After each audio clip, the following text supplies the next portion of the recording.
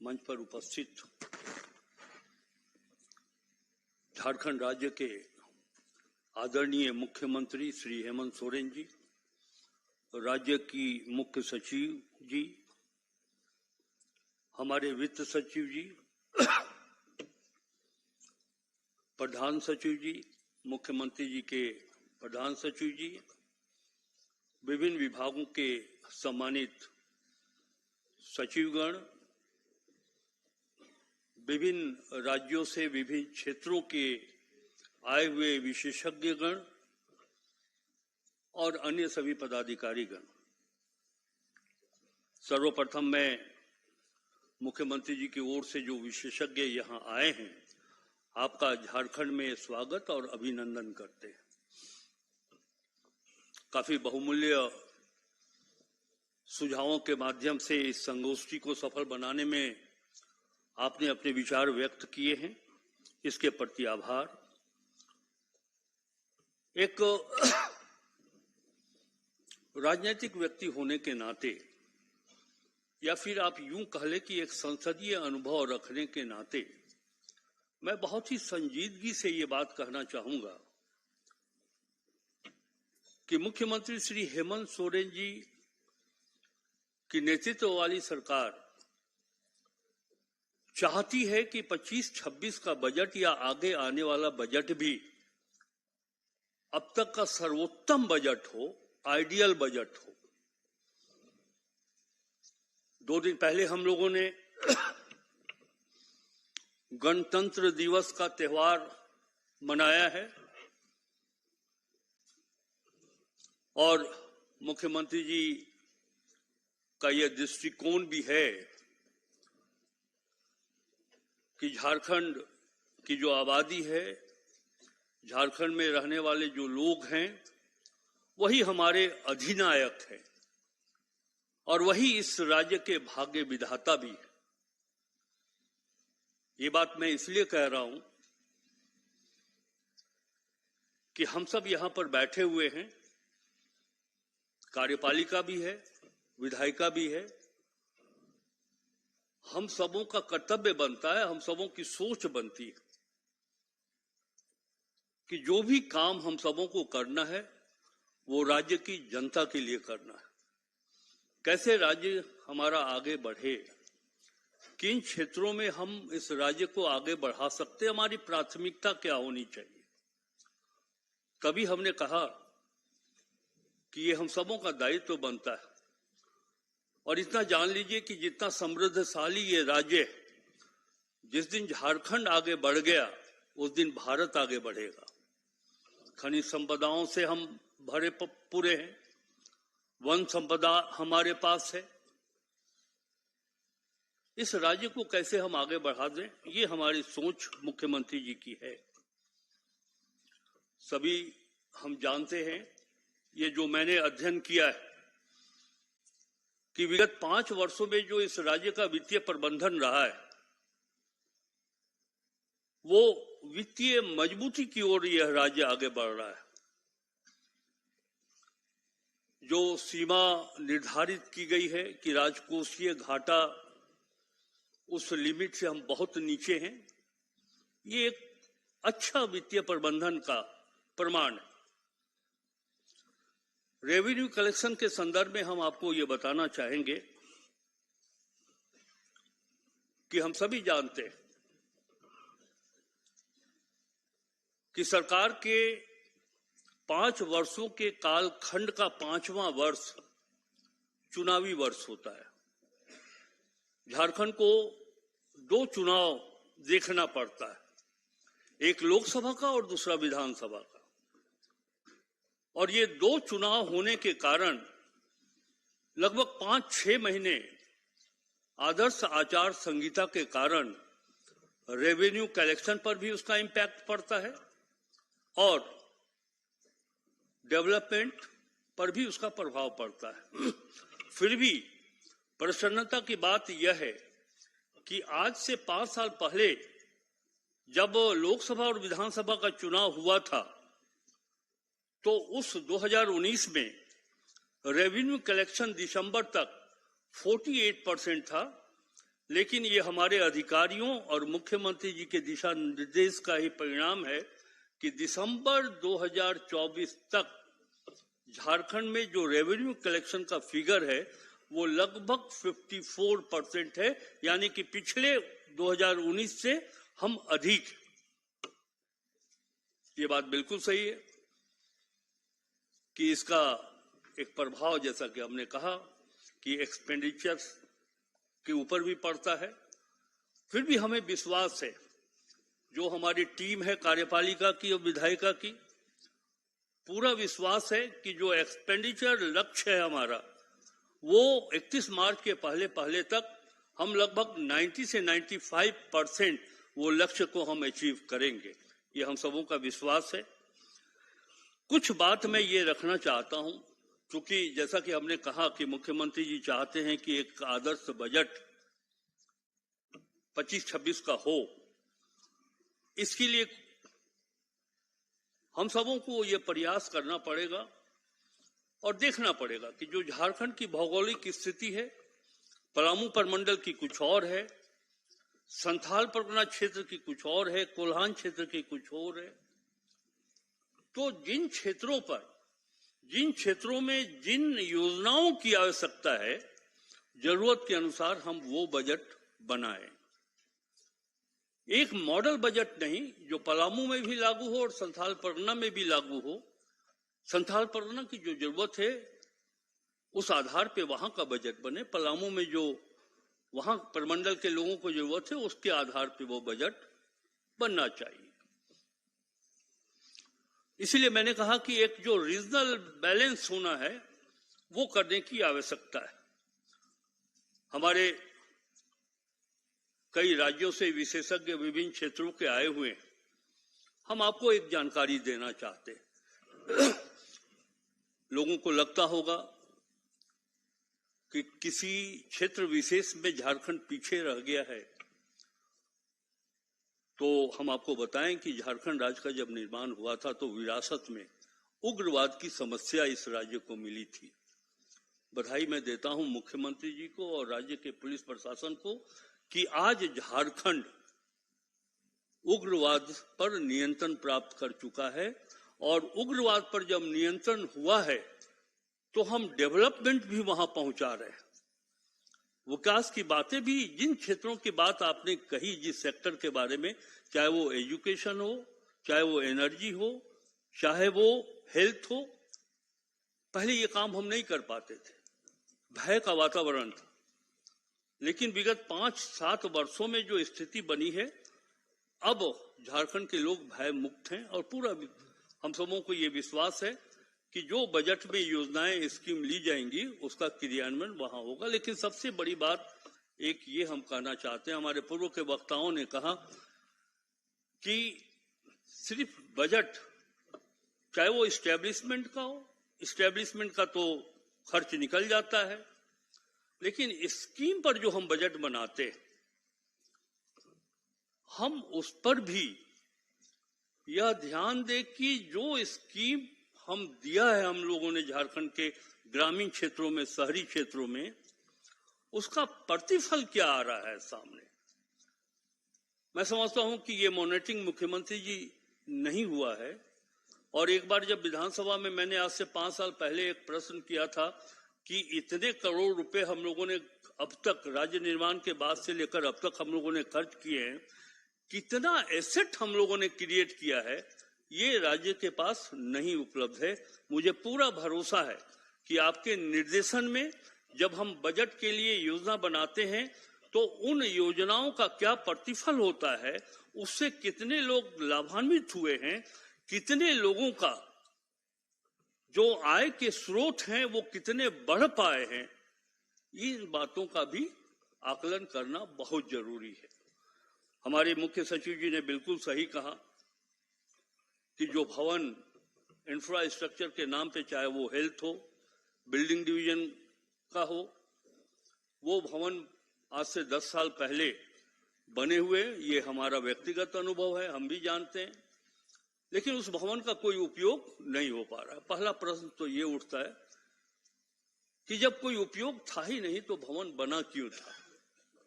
और ये सब 10 साल पहले की स्थिति थी।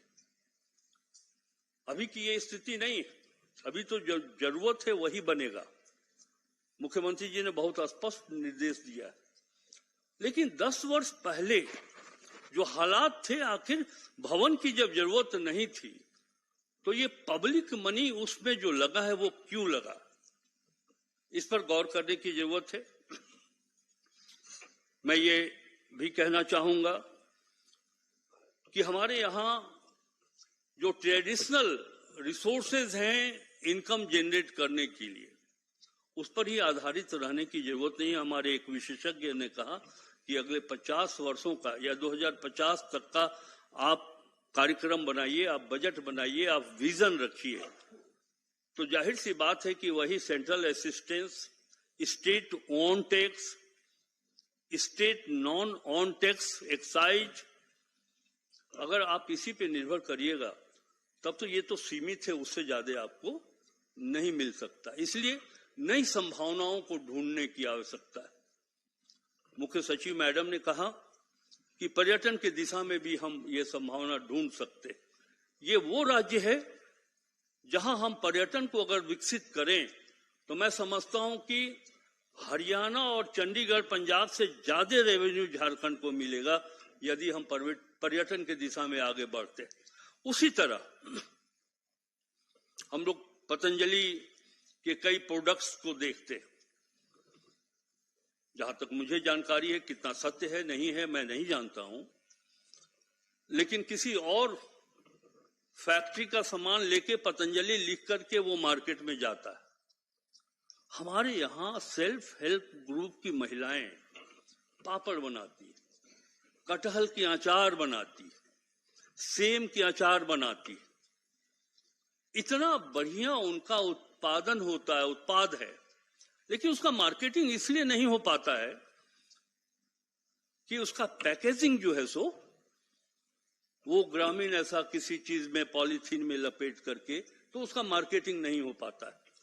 यदि हम एक ऐसी संस्था स्थापित करें कि ग्रामीण क्षेत्र में जो ये उत्पाद, चाहे वो कृषि पर आधारित हो या फॉरेस्ट पर आधारित हो, ये जो उत्पाद है जिसपे महिलाएं बनाती हैं पापड़ या फिर अचार या अन्य चीज, मशरूम भी पैदा हो रहा है इस राज्य में हमारे हरिहरगंज क्षेत्र में बहुत अच्छा वो फल का उत्पादन हो रहा है। लेकिन अगर पैकेजिंग बढ़िया हो तो मार्केटिंग भी उसका बढ़िया हो सकता है।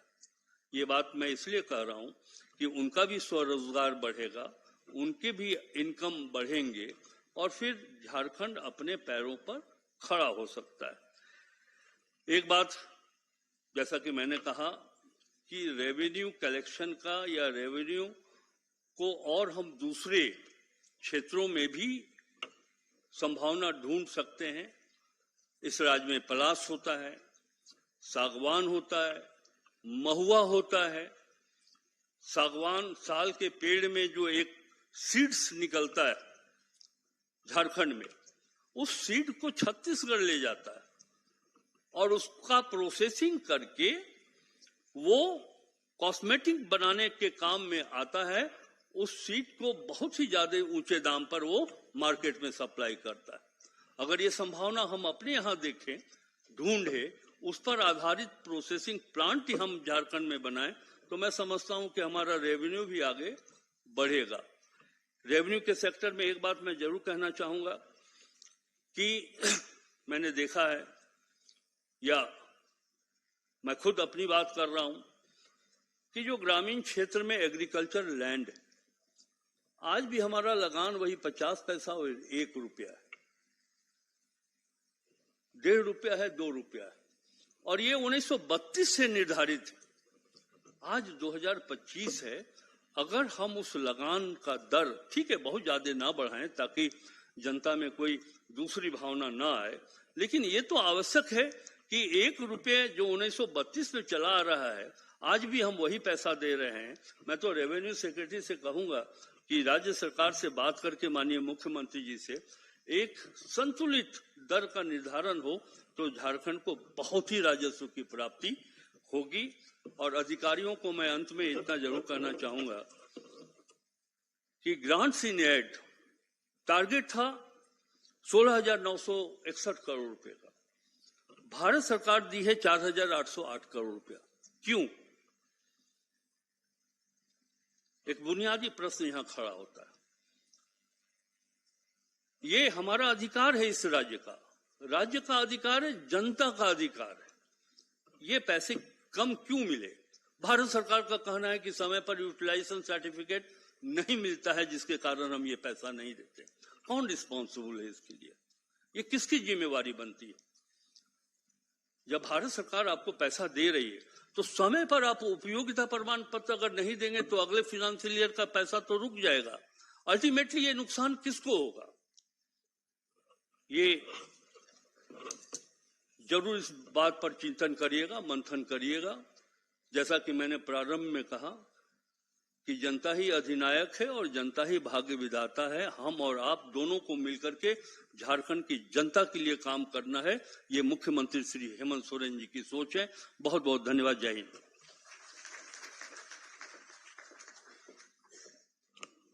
आपके संबोधन के लिए बहुत बहुत धन्यवाद करती हूँ माननीय वित्त मंत्री महोदय। उपस्थित देवियों और सज्जनों, कहते हैं अगर नदी करीब है तो समंदर की तलाश कर, अगर बेहतर है तो बेहतरीन की तलाश कर। हमारे लिए सौभाग्य की बात है कि हमारे झारखंड के लिए, यहाँ के हर झारखंड वासी के लिए इसी बेहतरीन की तलाश करने के लिए, उनको एक अच्छा जीवन देने के लिए, उनके समग्र विकास के लिए बहुत शानदार और ईमानदार कोशिशों में लगे हैं राज्य के माननीय मुख्यमंत्री जी, जिनकी गरिमामय उपस्थिति आज हम सबके बीच है। अब मैं विनम्र आग्रह करना चाहती हूँ माननीय मुख्यमंत्री महोदय से आपकी ऊर्जावान विचारों हेतु। माननीय मुख्यमंत्री जी।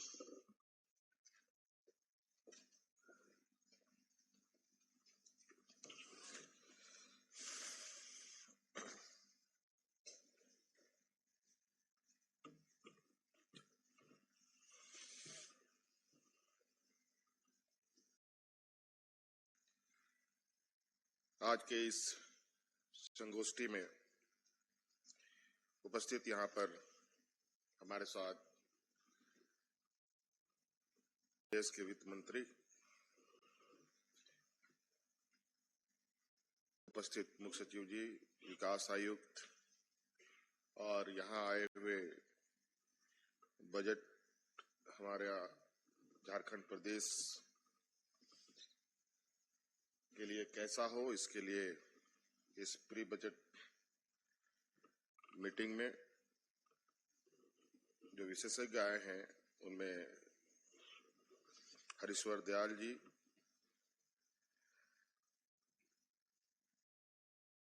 जो सदस्य हैं राज्य वित्त आयोग के भी, प्रधान सचिव जी जो योजना एवं विकास विभाग के हैं,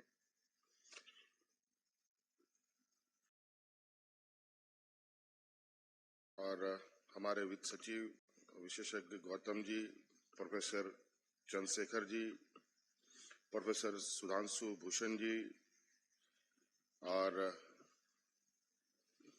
एग्रीकल्चर पर अपनी विचार रखने के लिए आई निधि अग्रवाल जी और प्रोफेसर वीएन आलोक जी और विभागीय सचिवगण, पदाधिकारीगण, आप सभी का मैं हार्दिक अभिनंदन करते हुए अपनी ओर से जोहार करता हूं। और मैं काफी देर से सभी हमारे जो विशेषज्ञ हैं उनकी बातें सुन रहा था और कुछ विशेष क्षेत्रों पर जो आज के इस दिन में बातें रखी गई, शिक्षा को लेकर, एग्रीकल्चर जो इस राज्य का बहुत अहम क्षेत्र है उसको लेकर, और इस राज्य में आर्थिक संसाधन कैसे और कहां उपयोग किया जाए, इस पर भी सभी लोगों ने अपनी बातें रखी है। और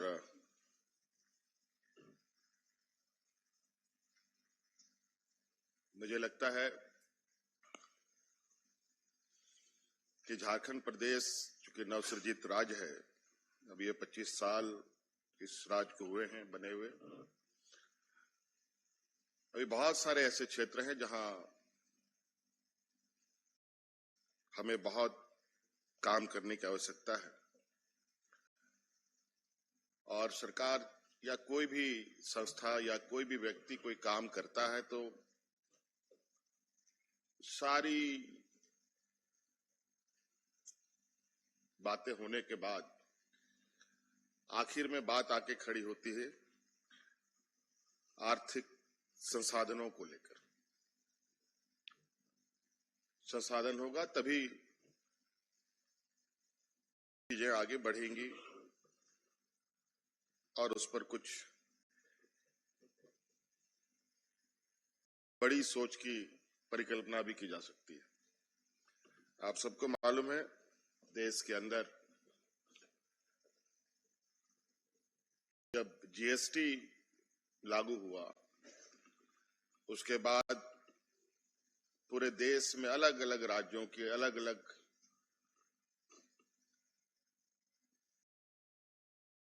आर्थिक संसाधनों के जुटान को लेकर किसी के लिए ये अच्छा हुआ, किसी के लिए खराब भी हुआ। केंद्र सरकार ने इसके लिए एक निर्धारित समय तक कंपनसेशन देने का भी काम किया। अब वो भी वक्त खत्म हो चुका है। अब मोटा मोटी पूर्णतया से अब सभी राज्यों को अपने पैरों पर खड़ा होना है।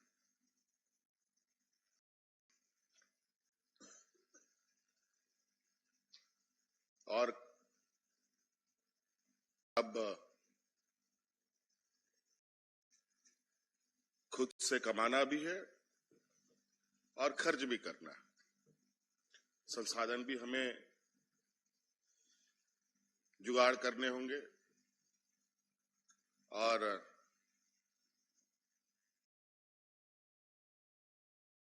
आवश्यकता अनुसार राज्य के अंदर चाहे वो शिक्षा हो, स्वास्थ्य हो, सामाजिक सुरक्षा हो,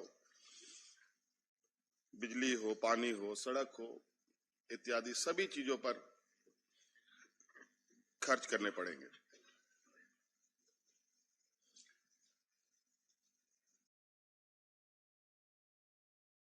मूलभूत आवश्यकताएं होती हैं, वो तो सरकार को हर हाल में राज्य की जनता तक पहुंचाने का एक संकल्प होता है। इसके अलावा बहुत सारे ऐसे क्षेत्र हैं जहां राज्य के समग्र विकास की परिकल्पना को पूरा करने के लिए काम करना पड़ता है। और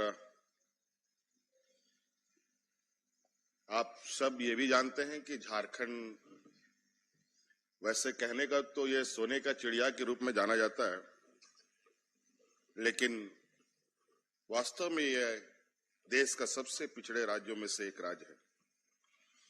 लेकिन ये राज्य विगत 25 सालों में गिरते पड़ते कई नए आयाम छू रहा है। अभी पूर्व वक्ताओं ने राज्य सरकार की कुछ उपलब्धियां जो नीति आयोग द्वारा घोषित की गई, उसमें राज्य सरकार का भी एक अच्छे सूचकांक में नाम आया है। और कुछ जो उसके पैरामीटर्स हैं जिसके वजह से हमारी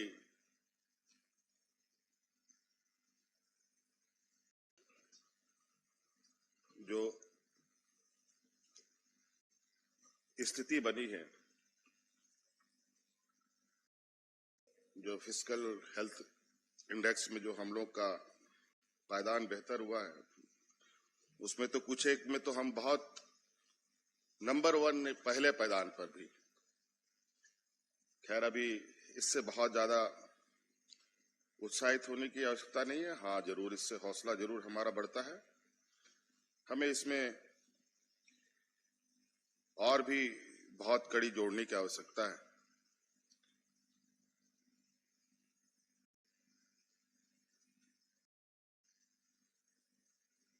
झारखंड खनिज संपदाओं से भरपूर ये राज्य है।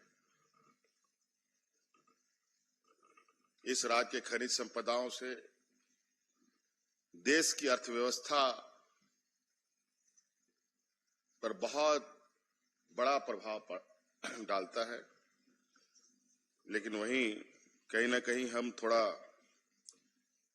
अपने राज्य के हितों के लिए, अपने राज्य के विकास के लिए जो हमारे संसाधन है वो हमें कम पड़ते हैं।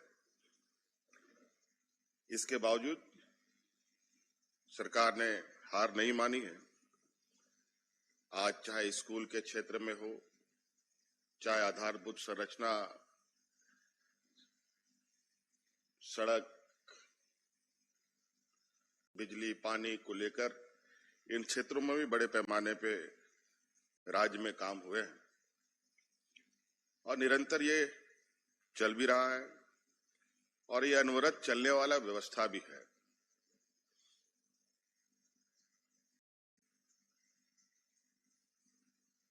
हाँ, एक बात जरूर आज इस मंच में आ रही है कि हमें कोई भी कार्य योजना बनानी हो तो एक लंबी दूरी को लेकर बनाने की आवश्यकता है। आज हम कोई पेड़ लगाते हैं तो हमारा पीढ़ी दर पीढ़ी उस पेड़ का लाभ उठा पाए, चाहे वो छांव के रूप में, चाहे वो फल के रूप में।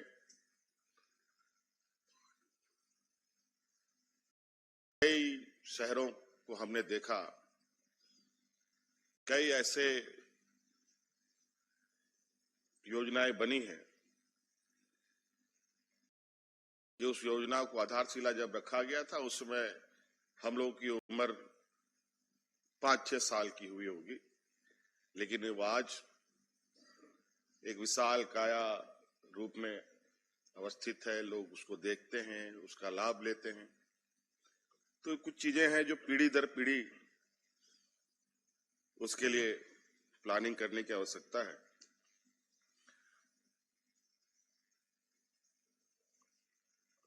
ये जरूरी है एक सस्टेनेबल ग्रोथ के लिए। नींव मजबूत होगा तो ऊंची बिल्डिंग भी बनाई जा सकती है। अभी हमारे पास बिल्कुल वक्त नींव को मजबूत करने का है ताकि हम आने वाला समय में कितने बेहतर तरीके से राज्य को आगे दिशा दे सके। एक एक क्षेत्रवार हम बात करें तो बहुत लंबा समय लगेगा। बहुत ऐसी चीजें हैं जो हम लोगों ने राज्य नहीं पूरे देश के अंदर एक अलग पहचान भी बनाई है। अगर अलग पहचान की बात बोले तो सीधे तौर पर बात आती है मैया सम्मान योजना की, जहां पूरा देश में भारत सरकार महिला एवं बाल विकास विभाग के लिए 25-26 हजार करोड़ रुपया कृतांकित करती है, तो वहीं 15-16 हजार करोड़ रुपया मात्र एक राज्य अपने इस राज्य की एक आधी आबादी को सुपुर्द करता है। ये छोटी बात नहीं है। बहुत सारे लोग इस पर अपनी अपनी प्रतिक्रियाएं देते हैं, लेकिन मैं बिल्कुल आश्वस्त हूं कि राज्य की जनता इस बात के लिए बिल्कुल निर्भीक होकर रहे कि किसी भी तरीके से किसी भी व्यक्ति पर अतिरिक्त भार, अतिरिक्त बोझ सरकार नहीं डालेगी। हम अपने आंतरिक संसाधनों को ही इस तरीके से एक्सप्लोर करेंगे कि हम अपने इन संसाधनों को भी जुटाने में कामयाब होंगे। क्योंकि ये बहुत जरूरी सरकार को लगा, क्योंकि हम जानते हैं ये राज्य पिछड़ा है। सरकार एक बजट पे काम करती है, कोई व्यापारी एक बजट पे काम करता है, कोई एक कर्मचारी एक तनख्वाह को एक बजट मानकर काम करता है, लेकिन इस राज्य की लगभग 70% लोग ऐसे हैं जिनके पास कोई बजट ही नहीं रहा, तो अपना कोई भी प्लानिंग या कार्य योजना बनाने में वो सक्षम नहीं हो पाया। लेकिन आज हम लोगों ने कितनी मजबूत व्यवस्थाएं उनको दी हैं। मुझे लगता है अभी बोलना बहुत जल्दबाजी होगा, कुछ समय बीतेगा तो इसकी परिणाम भी हमें बहुत बेहतर देखने को मिलेगा, मेरा ये मानना है। तो ये बहुत सारी चीजें हैं। अभी रोजगार को लेकर जो हमारा या किसी भी सरकार का टारगेट होता है, ये बहुत ही महत्वपूर्ण मुझे लगता है विचारों में पहला यही विषय हो कि लोगों को रोजगार, स्वरोजगार कैसे उपलब्ध कराया जाए।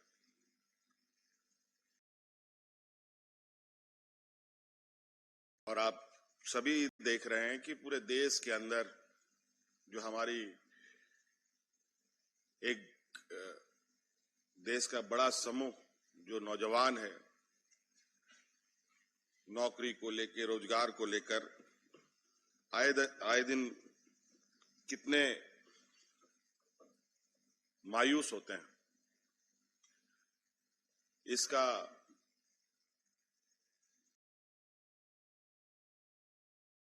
समस्या का समाधान प्राथमिकता के आधार पर हमें करने की आवश्यकता है। और हम बजट को भी इस ध्यान में रखें, जो हम बजट बनाएंगे कि इस बजट में पैसे तो खर्च होंगे, जैसे मंत्री जी ने कहा, मुख्य सचिव जी ने भी कहा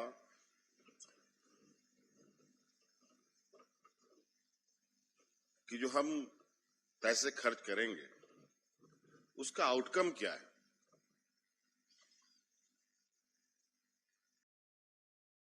हर चीज का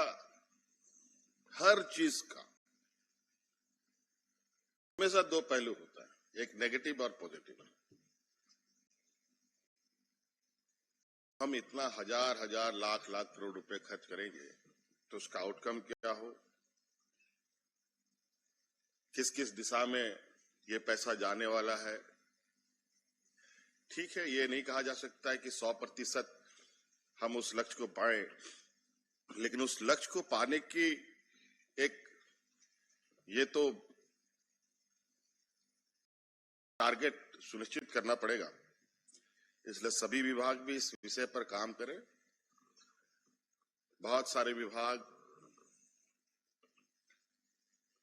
रोड बन रहा है तो बन रहा है, बिल्डिंग बन रहे हैं तो बन रहे हैं, ट्यूबवेल खुद रहे हैं तो खुद रहे हैं, स्कूल की बिल्डिंगें बन रही हैं तो बन रही हैं, स्वास्थ्य विभाग की बिल्डिंग बन रही है तो बन रही है, फॉरेस्ट डिपार्टमेंट पेड़ लगा रहा है तो पेड़ लगा रहा है, लेकिन उसका आउटकम क्या हो रहा है, मुझे लगता है कि अभी तक हम लोगों ने इस पर बहुत ज्यादा विशेष ध्यान नहीं दिया। हमको उससे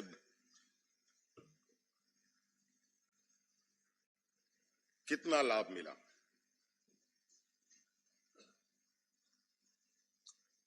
तो इसलिए हर चीज बने जरूर, लेकिन उसका नेगेटिव और पॉजिटिव हमेशा इसको नजर में रखने की आवश्यकता है। आज सड़कें बन रही हैं, इतनी सड़कें बन रही हैं,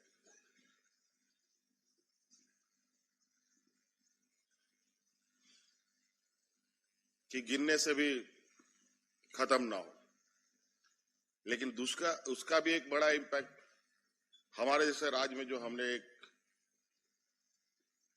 अनुभव के तौर पर जाना कि आज एक्सीडेंट भी उसी रफ्तार में होने लगा है।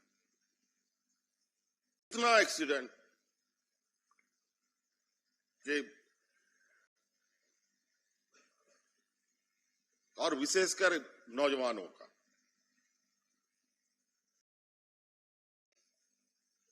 तो इस तरीके के बहुत सारी चीजें हैं। अब उसके लिए ये भी सतर्कता आवश्यकता है कि रोड बन रहा है, इसका नेगेटिविटी क्या है, तो हमें लोगों को किस तरीके से जागरूक रखना है, तो ये भी जरूरी है। तो बहुत ऐसे चीजें हैं। हम लोग पानी सप्लाई करते हैं तो पता चला कि कहीं हम लोग का पाइप फट गया, इतना गैलन पानी का रिसाव हो चुका है कि उससे 4 दिन तक, 1 हफ्ते तक लोग पानी पी सकते हैं। हर चीज का कोई, अब लाइटें जल रही हैं, कहाँ कितनी लाइट की आवश्यकता है, कितनी लाइट की आवश्यकता नहीं है, और यहाँ कंपनियां आती हैं अपना पेमेंट और बिल का पूरा अंबार लगा कर सरकार से बिल तसीलने का काम करती है। तो बहुत सारी चीजें बिना वजह भी इधर उधर हमारा खर्च का ये बढ़ जाता है।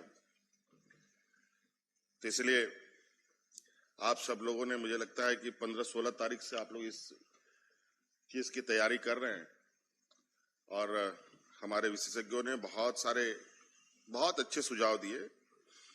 मुझे लगा कि मैं तो बीच बीच में कुछ सवाल पूछ सकता हूं कि नहीं पूछ सकता हूं। मुझे लगा कि आज आखिरी दिन है, इस वजह से सभा और ज्यादा लंबा ना किया जाए। ये तो बहुत सारे सवाल हमारे जहन में भी आए, हमारे महानुभावों के इस, क्योंकि जिज्ञासा है, एक अच्छी चीजें हमें मिले। आज इसी वजह से आज ये इतनी बड़ी संगोष्ठी का आयोजन हुआ है। एक अच्छा हम लोग एक दस्तावेज तैयार कर पाए जो इस राज्य की मूलभूत समस्याओं का समाधान करते हुए एक समग्र विकास की ओर हम आगे बढ़ पाए। और निश्चित रूप से आप लोगों ने जो सुझाव दिए हैं, उन सुझाव को हम सभी लोग मिलकर एक गंभीरता से उसको अध्ययन करते हुए उसको कैसे हम लोग शामिल कर सकते हैं, इन सब का हम लोग विशेष ध्यान रखेंगे। बहुत बहुत धन्यवाद। इन्हीं बातों के साथ सभी को जोहार।